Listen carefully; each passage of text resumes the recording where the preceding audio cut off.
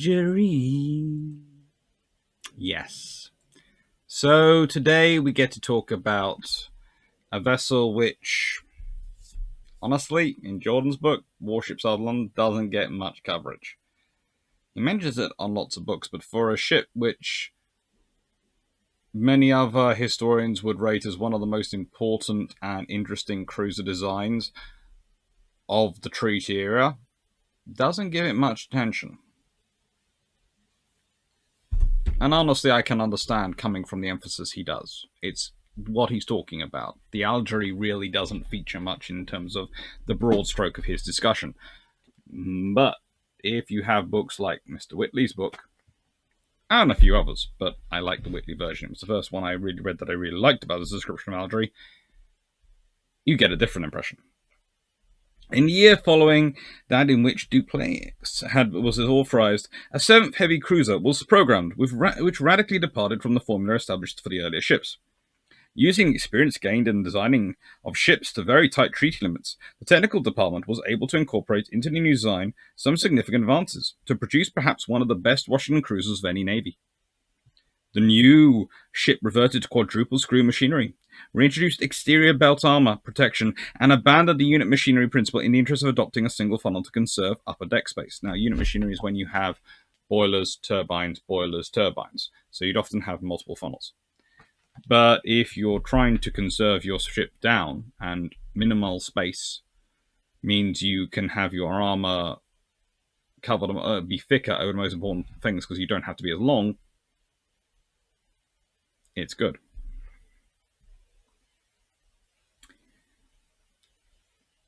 The hull was flush-decked to enhance strength, and the familiar tripod foremast was dispensed with, endowing the ship with a unique silhouette.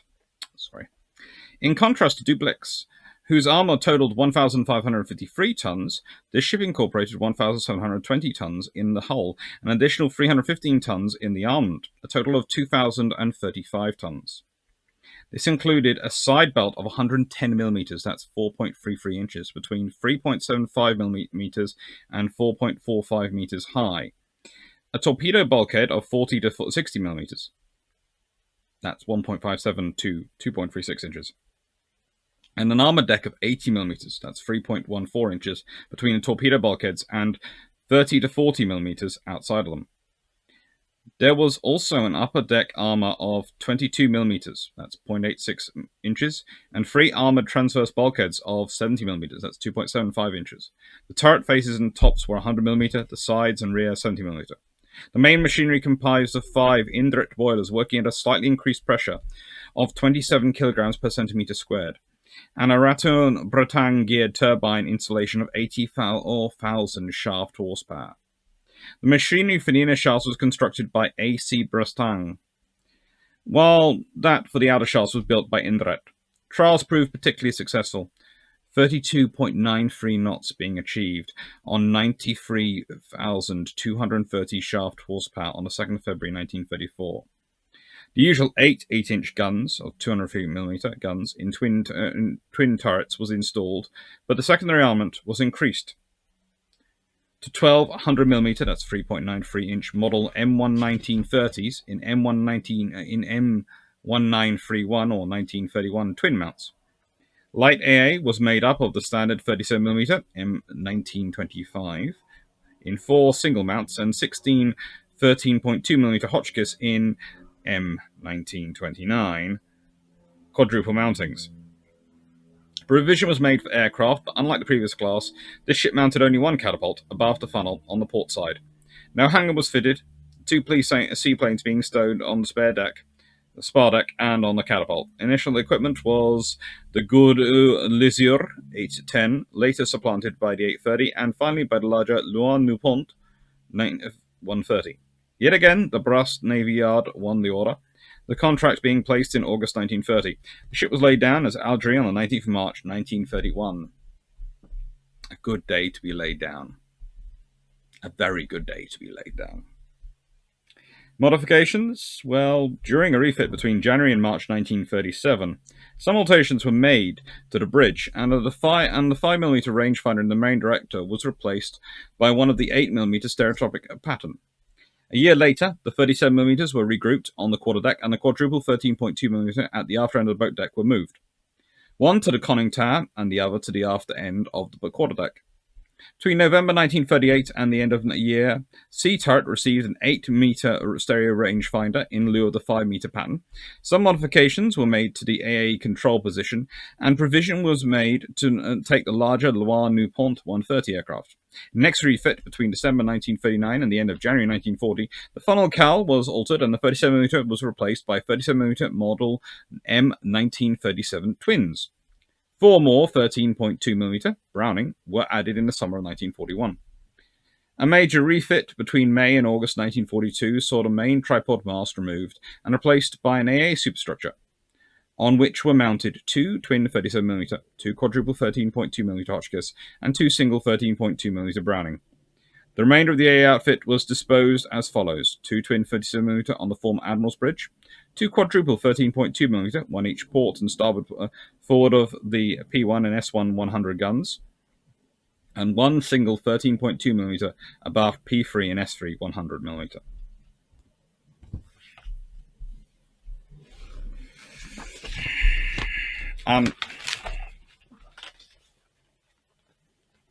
There are some beautiful pictures of it. So Algerie.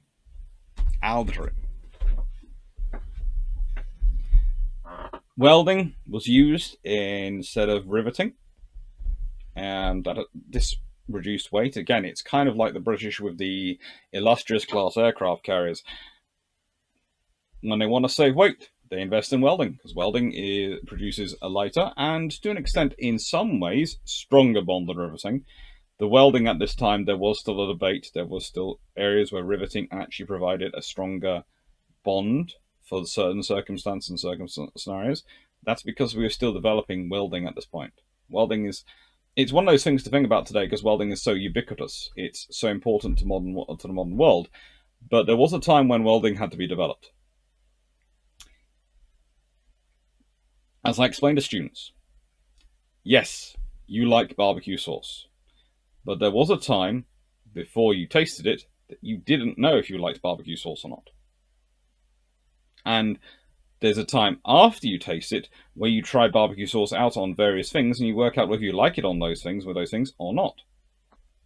It's similar with development of technologies. There is a time when you do not have welding in your life. You do not have barbecue sauce in your life. You rely on, in the UK, ketchup, tomato sauce. It's lovely. It's fine.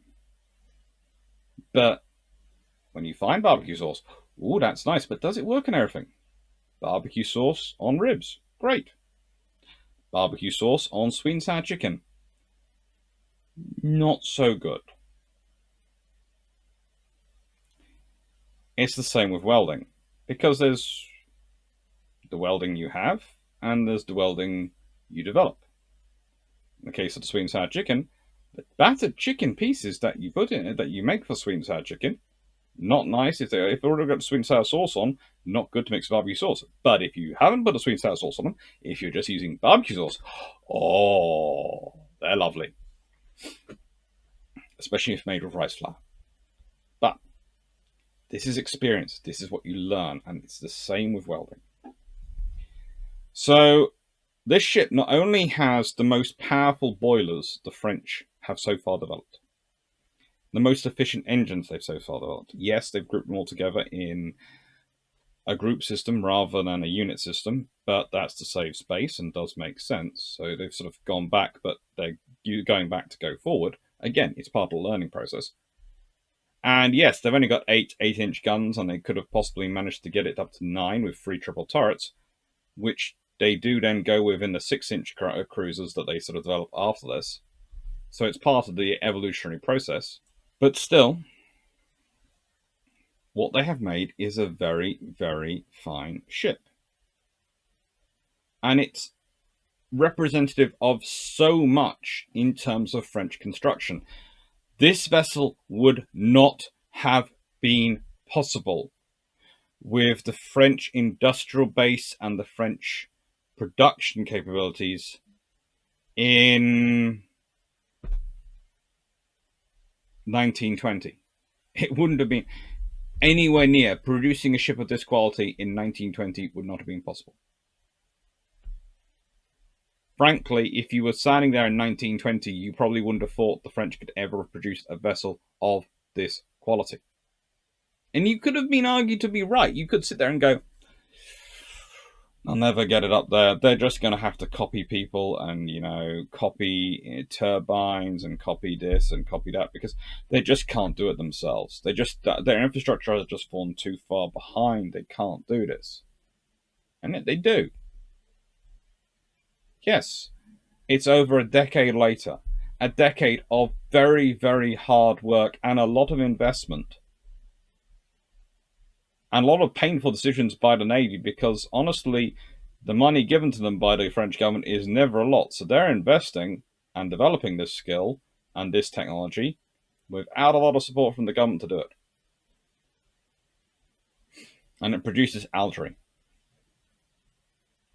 And honestly, I would say the reason why there's not more of her produced is because the French then find this thing called the Dunkirk class, which are really exciting.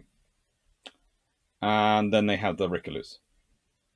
And they're even more exciting. And so if you can build those, why would you build why would you build a heavy cruiser? Especially when you have limited funds and limited infrastructure. But she's ordered in 1930. She's built in the Arsenal de Brest. She's laid down in March 1931, as said, 19th March. She's launched 27th of May 1932.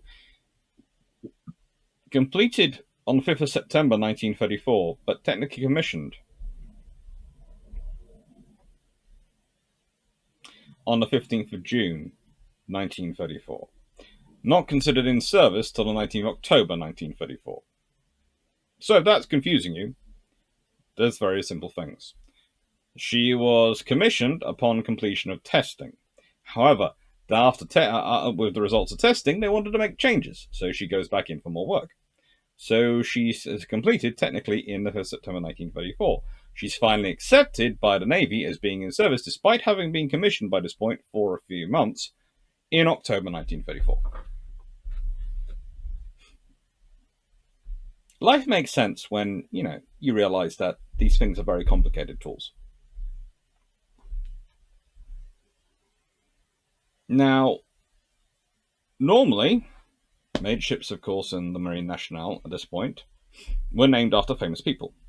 But Algerie is named for 100 years of French rule of Algeria. Not the nicest reason, we could say, but there again, the British can't really stand on anything because of some of the ways we've named ships. And I won't go so far as some of my colleagues have done, where by the end of Algerie, the ship in Toulon harbour being scuttled to prevent the Italians and Germans taking her over is in any way symbolic of what will later happen in Algeria. Now, we've already discussed the tonnage of armour placed on her, thanks to M.J. Whitley. But really, we have to consider her overall displacement. She was 10,160 tons in standard.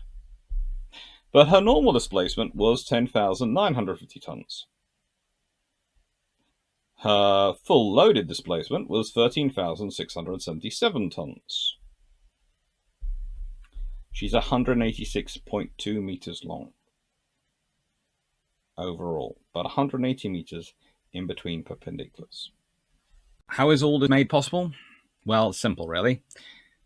This little figure down here, 27 kilograms a centimeter squared, pressure 325 degrees centigrade. High pressure, superheated steam. This is the secret to making the whole of the Algerie class work. It's an amazing accomplishment to have gone so far.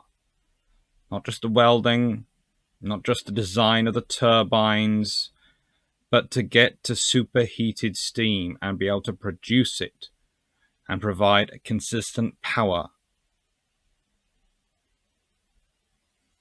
It's a feat.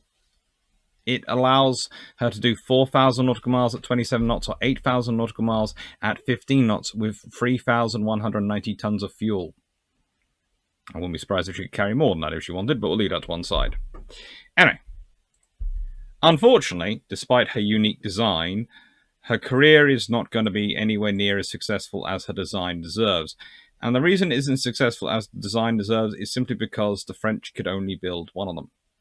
Then they got distracted by things like, well, the Strasbourgs, Dunkirk, Richelieu, all these things. So you didn't build these ships. She entered service, as mentioned earlier, in 1934, October 1934, and she spent most of her pre-World War II service involved in basically cruiser duties. Mediterranean, Spanish Civil War, those sort of things, wandering around. Being a personality ship in some respects. She certainly has a lot of personality and is very capable. Now, her war service, that is where she really gets let down. For a ship as beautiful as she was, and as stunning, because let's be honest, that is visually an incredibly impressive looking vessel. You know, that is a design worthy of being called beautiful.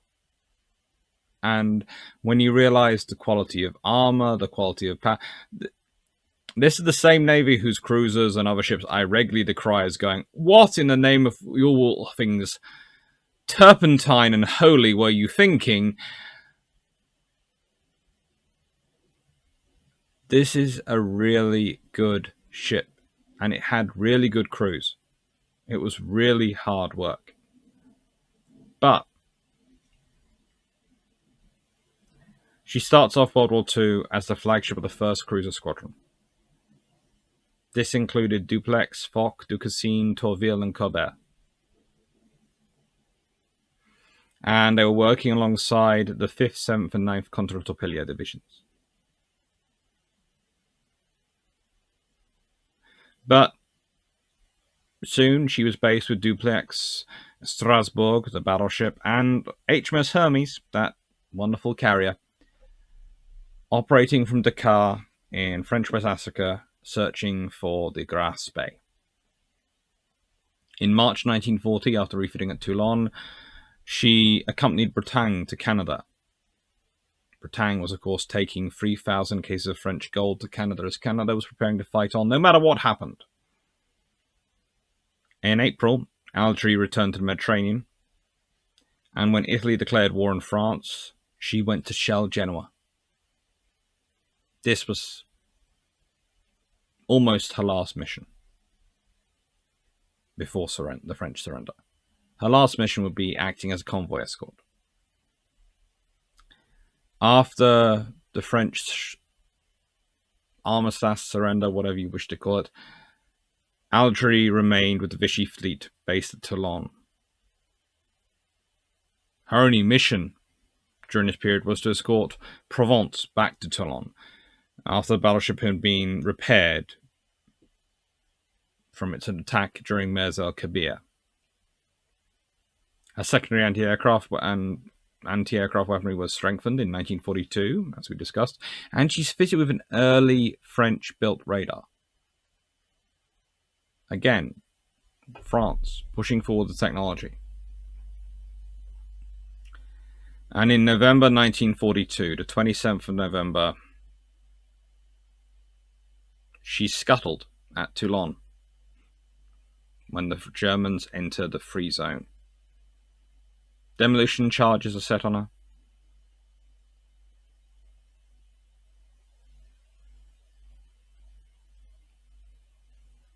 The captain bought time by requesting the Germans to wait until Superior could advise as the fuses were lit when the Germans tried to persuade them not to, because this was a really useful ship.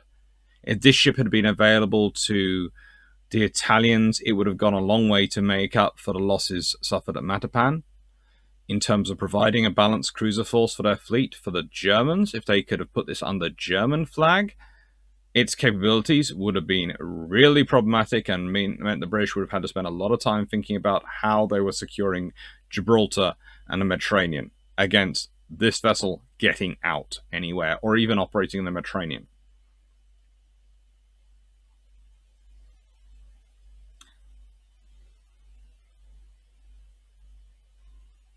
And it's Admiral Leclerc who arrives, who tells the Germans they're preparing to board that the ship was about to explode. She blew up, burned for 20 days. Italians raised her in sections in March 1943, beginning on the 18th of March 1943. The remains were then bombed and sunk again on the 7th of March 1944, and finally raised and broken up for scrap in 1949, which is a rather cruel way to go for such a ship.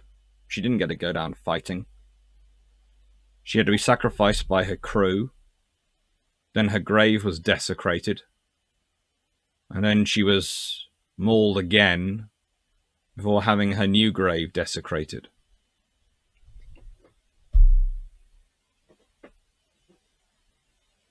This is what she looks like alongside. Almost the entire hull below water. A proud statement of a nation which had risen far in industrial capacity and capacity to build quality in a very short time. And yet, no laurels of victory. No honours steeped on her. Because of the decisions made by people who, let's be honest, most of them probably never wanted her.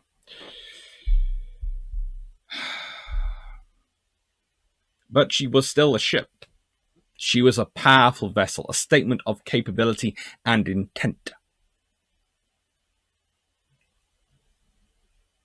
Under the treaty system, you cannot go back and rebuild or replace all your recently built ships with the most modern design you have available. They have to stay in service. But what you do have to admit is, if you look at the Algerie, the Dunkirks, the French had a lot of capability there. With a little bit more time, who knows what they might have accomplished.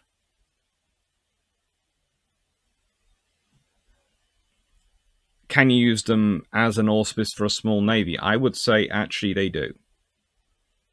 There's another series going on this channel, which is 5 ways. 5 problems and 5 solutions for fleets in 1939, 1940, 1941, and 42. And yes, I'm using that to throw in some questions and some ideas to start discussions. To try and teach the history, or rather to pass on the learning from history by learning from what could have been with very little effort and from the information at the time. Well, the big lesson for the French here, I would argue, is that if the Dutch had accomplished similar things to the French, which they could have done, they were looking at building capital ships, and yes, they might not have got all of them, but if they got 1 or 2 of those vessels in service, they could have been very proud, very capable vessels, if you consider their construction heritage and how they've built up. Or they could have ordered them for Britain. But the other lesson, perhaps, and this is the point I want to think more about, is that there is a difference between military will, strategic will, national will, and political will.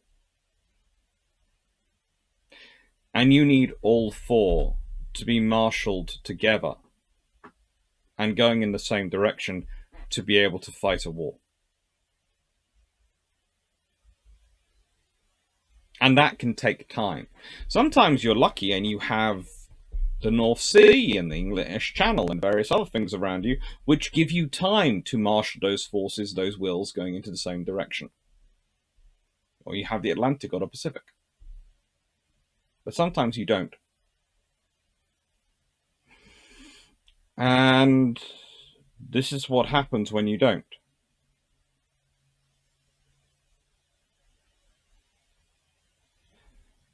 France was a nation which had come together to fight hard in World War One and had been broken by it.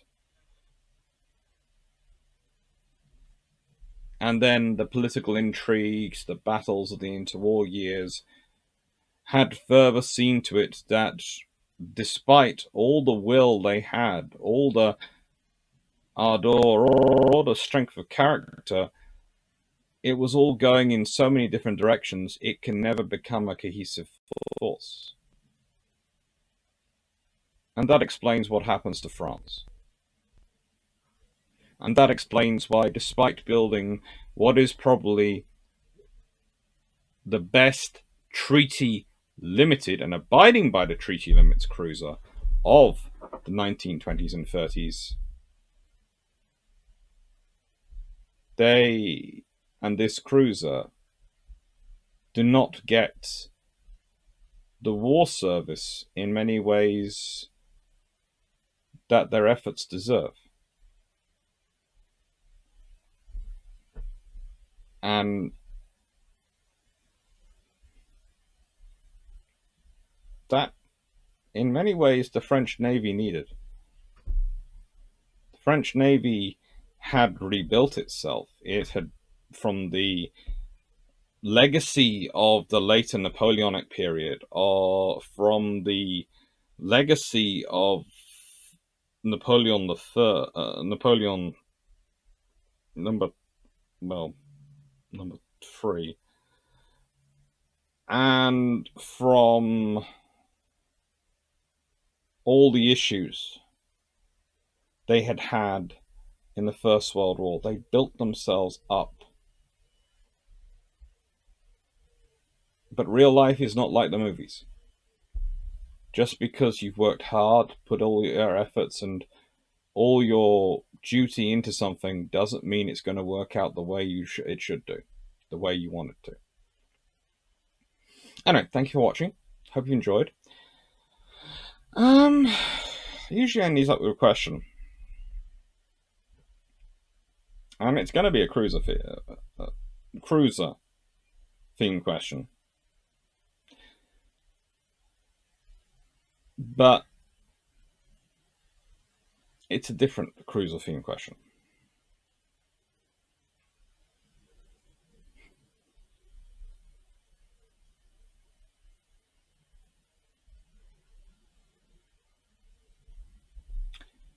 As I've been saying, the Algerie is possibly, quite probably, arguably, the best cruiser design of the 1920s and 30s that kept within the treaty limits. I would like to know what the viewers' opinions are of the cruisers which weren't built, you know of, and which designs you think might have been better. I'd like to hear your ideas. Because there are lots of designs that were out there on paper. I know World of Warships and a few other games companies like to produce them and put them out there for people to look at and consider. You're looking at the ones which were limited still by treaty. I'd love to know what you think might have been better than the Algerie. Thank you very much for watching. Hope you enjoyed, and thank you again for all your support. I really couldn't do any of this without you. Take care.